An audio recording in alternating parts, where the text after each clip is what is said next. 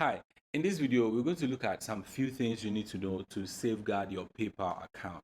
PayPal is heavy on security, so day in and day out, they keep flagging account, suspending accounts and all of that. And of course, if you created your PayPal account in Ghana or anywhere that PayPal is currently restricted, there's a high possibility that after a week or maybe a month or two, your account may be flagged, may be suspended, and all of that. To avoid all of these limitations, we're going to look at some of the things I personally do. You can watch my previous video on how to create a PayPal account.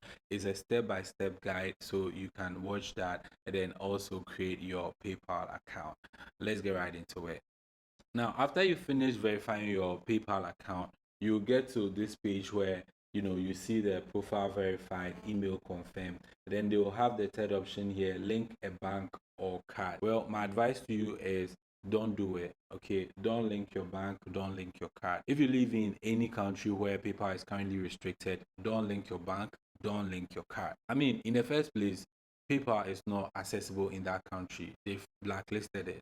So if you go link a card in that particular country, it's like you're trying to provoke them, right? So don't do that. Don't link your local bank or bank's ATM, Visa, MasterCard, and all of that.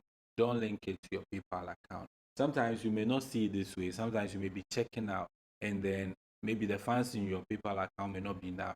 So they will give you the option to check out with the bank card.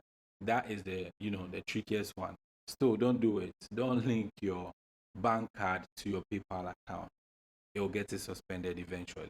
Now, the second tip is to transact low amount. Okay, as soon as you create your PayPal account, I think maybe they will be monitoring or something like that. So don't go ahead and start transacting $5,000, $10,000, $20,000, and all of that. As soon as you begin doing that, the monitoring will be intensified, and then eventually you get your account suspended. If you have any money in there, possibly you could lose it and all of that. You don't want to go through that situation. So when your PayPal account is created, or if your PayPal account is new, please try to transact low amount, something between 100, 500, maybe all the way to like $1,000, but move it in bits so that it's not suspicious and all of that, at least for some time, so that you gain that sort of reputation, the trust and all of that. So now you can begin transacting high volumes. The quickest way to get your PayPal account blocked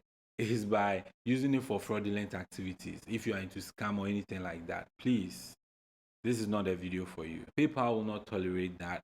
And if you go ahead to do it, they are going to suspend your account. You probably will not be able to withdraw the amount you have in your account before they turn it off. So please, play safe. Do what you got to do, but please always be on the safe side. Be in the green zone.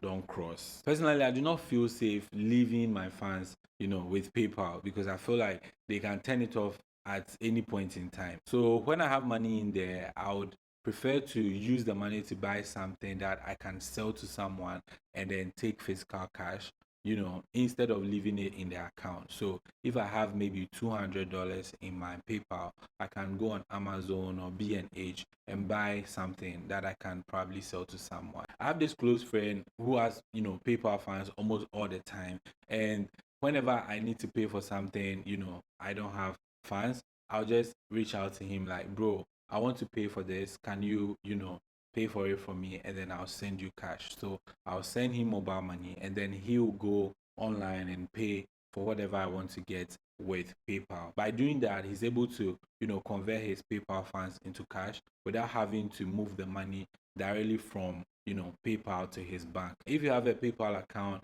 these are some of the things that you can do to keep your PayPal account in good standing, so you don't get it suspended or anything like that. Avoid trying to use it for fraud, trying to use it for all of these scam stuff. Try to stay away from that. Thank you for watching this video up to this point. Please, before you leave, kindly subscribe to this channel and then like this video. If there's anything you would want to share as well, please leave a comment. I'll see you in another video.